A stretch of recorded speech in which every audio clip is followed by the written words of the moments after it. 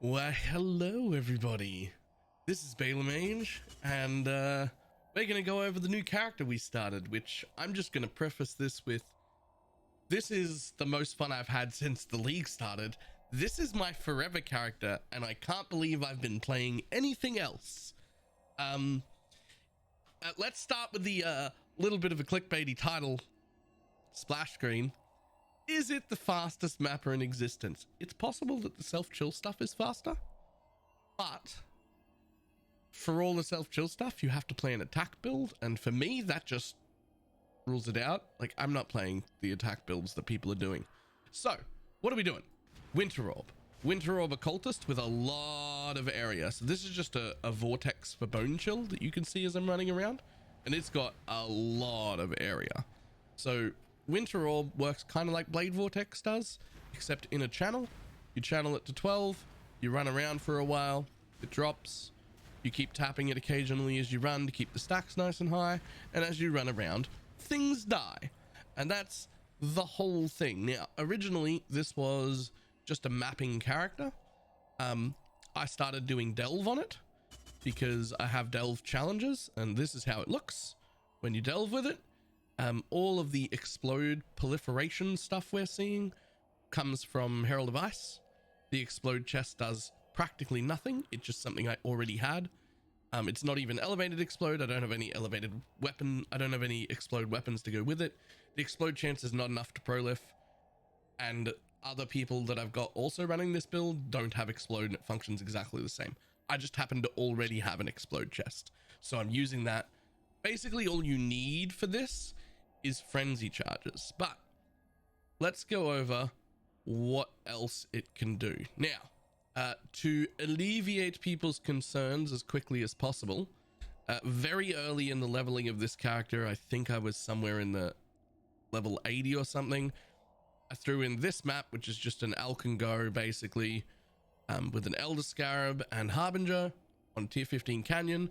I took off my Headhunter because that's the only thing that's super expensive in the build. Right now, I've spent maybe 30 exalts, although the price of Badge of the Brotherhood is going up quite a bit. I've spent maybe 30 exalts at this point outside of the Headhunter. It might end up being 35 by now because Badge was only like 1.4x when I bought it. This is what it looks like in early level 80s with no Headhunter on at all. Now, I will be playing it with a Headhunter because I've got a Headhunter, but I think it's important to showcase what a build does without one, being as it's, you know, what is that, 8 times the price of the current build just for a belt. So in the interest of people wanting to play the build, you absolutely do not need a Headhunter. We just skip through to more mapping.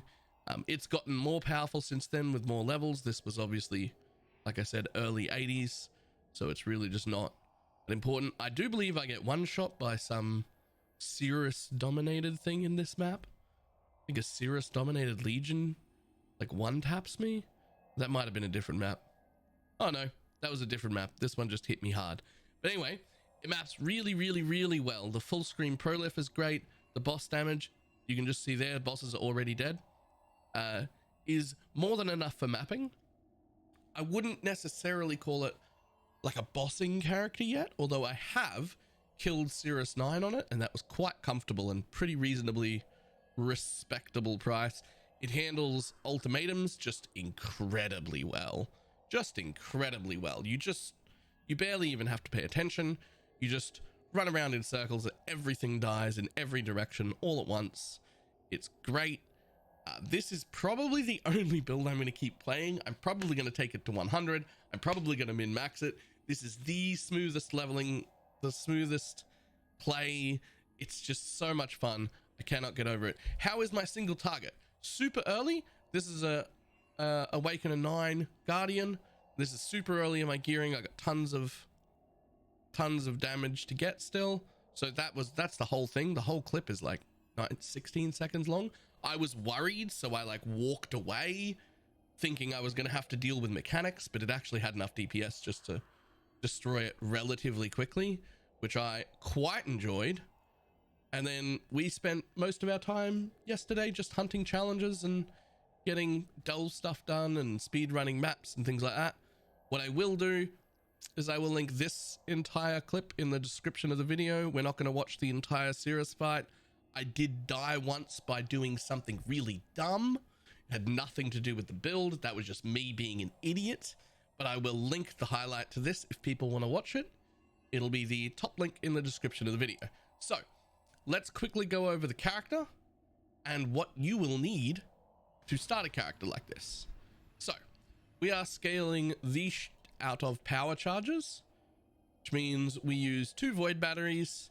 Unfortunately, due to an accidental mishap that some people might have seen on Gamer for Life, I don't have a crafted helmet yet. I just have my Winter Orb plus 2 stages. Now, this is on a Blizzard Crown because that flat damage isn't to spells or attacks. It is just flat damage.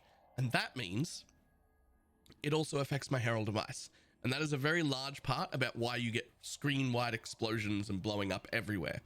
Even though I think very technically it is a very slight damage down on single target. Very slight.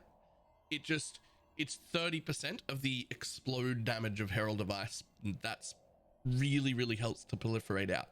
I would rather have a Blizzard Crown with no Winter Orb enchant than have a Winter Orb enchant on a different base. Because it's a mapper mostly. Although I will say missing the Winter Orb enchant will hurt your single target quite a bit. But because it's a mapping character and that's what it's focused on, I don't mind if I have to, if I'm on a budget, I'm getting a Blizzard Crown. Just any Blizzard Crown, super important. Right, when it comes to chest, I had this one from my last build. Right now, all I am using off this is frenzy charges on hit. That is super important. Mandatory, actually. Mandatory to have frenzy charge on hit. Increased effect of auras happen by accident and explode does nothing. I will replace this chest with something, maybe with spell crit or maybe with an additional curse or something else, but it only needs the frenzy charge. So when you go to make your own chest, just get frenzy charge, 6-link, preferably life roll and maximum life as energy shield would be great. Our ring, this one's just a bunch of res and -3 to the mana cost. This one is pretty important. The added damage per frenzy charge just happened by accident while I was making the ring. I wasn't going for that. It does help because again, that's flat damage, not damage to spells or damage to attacks. So it does affect my Herald of Ice as well, which is great. But the Blizzard Crown covers enough. So really all we're after here was a Frostbite or an Elemental Weakness ring. Either one is fine. Didn't care which one I got, but I crafted, so I went for Frostbite. The Headhunter, obviously not important. We definitely showed quite well that it did not need a Headhunter. However, the most important part of the Headhunter is that our stats are very low on strength and dex, even with a Headhunter on. And I've taken practical application here as part of my thread to get a bit more stats. So if you need a normal belt, you will need to find yourself a belt or craft yourself a belt that has strength, dex, and life. I actually have a jewel to go in that gives me even more dex. There we go. And then that's fine, right? Strength and a dex, very hard on this build. We have a +1 socketed AoE gems craft on this pair of gloves. It would have been better if it was an Aisling Slam for +2, but that is where our Herald, level 4 Enlighten, Hatred, and Zealotry go. So that's pretty good. Boots just have elusive. Obviously we could craft some like elevated tailwind, elusive, onslaught, like disgusting boots, and we probably will later. But elusive is super important. That is mandatory for the build. You will need elusive for it to feel good. If you do not have elusive, it'll be bad. The reason for that, Badge of the Brotherhood, 10% increased effect of elusive per power charge. Now I have 9 power charges right now. I will eventually have 10, but that's 90% increased effect of elusive. Eventually 100%, essentially double elusive. We need to be getting elusive somewhere, and it's really not worth spending the 3 passives for it when it can be a single roll on boots.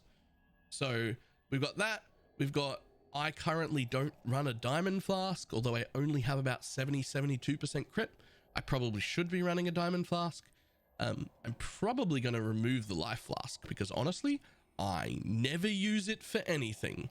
So probably remove that until I can afford a bottled faith. A diamond flask will go in there. Eventually it'll be a bottled faith instead. We've got anti-curse. That's it. Everything else is immune from our jewels. Now, jewels are the important parts. So we are scaling AoE. We scale AoE with forbidden power.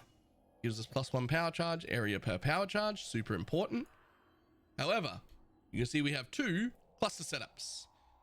Now, I'm not sure 100% about our cluster setups yet, but I can tell you what parts are mandatory. If you plan on starting this build, you will need leech somewhere. Doriani's lesson is a really good example of leech. That is, leech does life. We need that. We've got leech's energy shield here. We've got a decent amount of both, so that's fine. Another area you could get it is on this node if you were lucky with your glorious vanity. I was not lucky. 32% cold damage is maybe a node I will take, but it is not leech, which is what we need. So if you don't have one on your Doriani's down there, then you have a Doriani's node up here. You will need that, and you will need blast freeze. Those are mandatory. You must have blast freeze.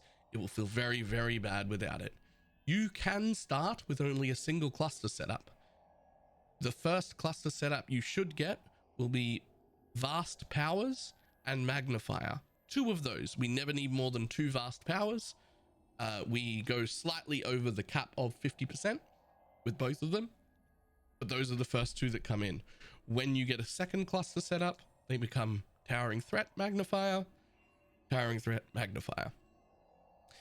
I've got corrupting blood on 1 jewel here.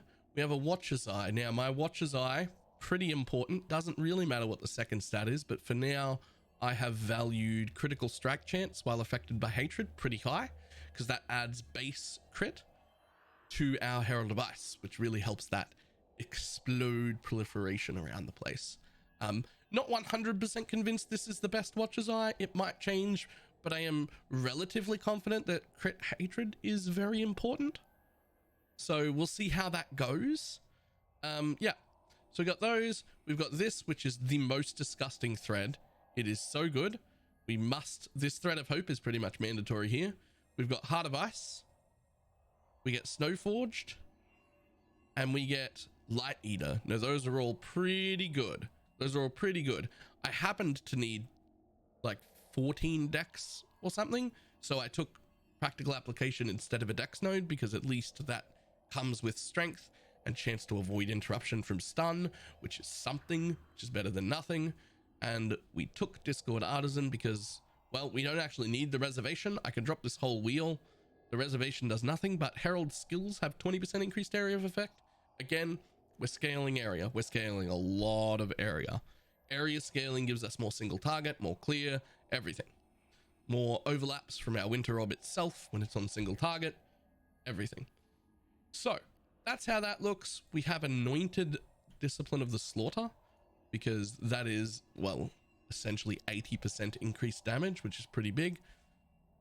I'm somewhat tempted to anoint Constitution instead for more life, but that being said, I really haven't died while mapping yet, so I don't know if I will. Or I might anoint Heartseeker for more crit multi. There's a lot of things that I could anoint. There's a lot of things that are still up in the air. I'm not quite sure, but I've had more fun with this build than any other build this whole league. I will say that when I bought a Badge of the Brotherhood 2 days ago, it was 1.4x. It is now 6 to 7x, and I expect that to keep going. Look at this matches. There's 57 online. Badge of the Brotherhood is actually still quite rare, but no one's been using it, and that's the reason it's been cheap.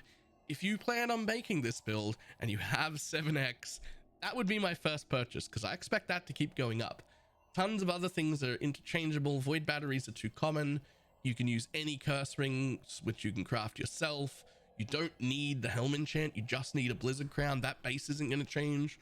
There's a multitude of options for gloves, boots with just elusive on it are cheap. There's many different options you can use for large cluster setups. The mediums are really cheap. Badge is the bit that's going to keep skyrocketing because it's so rare, but just hasn't been used. So that's definitely something I would look at first. Otherwise, that's about it. It's worth noting that I started with Hydrosphere instead of Vortex for my Bone Chill, to get a bunch of extra damage, but having to cast it manually was very, very clunky and awkward and garbage. And if I have my Dying Sun up, we look at the size of that Vortex and how often it goes off, it really covers everything that matters. It's automatic, it's on left click. However, we did have some mana problems with using that over and over again. So what we discovered is Divergent Inspiration brings its mana cost from 25 to 18, and Divergent Vortex has cooldown recovery as its quality, and if you lower the Divergent Vortex to level 16 instead of level 20, the chill is the same and the cooldown recovery is the same as a level 20 version, but it got my mana cost down low enough that I can now run around, I can dash, I can channel, and I still don't run out of mana, and it can just go automatically on left click. So now you stop thinking about it, and you do not have to when I'm ready, worry about like moving the Hydrosphere around and like getting Bone Chill on things. It just happens automatically, which, as many of you may know, automation is my favorite thing in a build. The less work I have to do while playing, the more fun I have. And this build is no goddamn work at all. All the work is put into building the character, and when you play it, you just annihilate everything. Super fun. There's lots more to take this. This is definitely very entry level. Now I say entry level while I'm wearing a Headhunter, I'm aware, but I already owned that, and I do not have a lot of spare currency to build the character out. So there is still a long way for it to go. I'm going to keep playing this. This is my only character now. This is it. I'm going to take this character 100, I think. Super fun. Can't suggest it enough. Absolutely love it. I think this is the build to do like juiced maps and speed maps on. I think this is the build.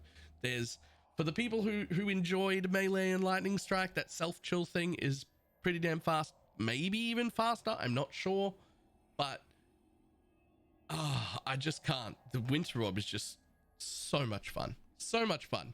So much fun and so powerful. All right. So, again, I will have the Cirrus kill linked in the description. You saw already, Headhunter was very, very not important. We can do high-end mapping without it. Rest of the build, relatively cheap. My estimate is 25 to 30x right now as it stands to get this character running quite comfortably. As that badge keeps going up, that price keeps going up, because badge is goddamn important to the build. So get on that quickly if you happen to want to try it. I will see everybody later. I want to get started and start playing this build. Goodbye.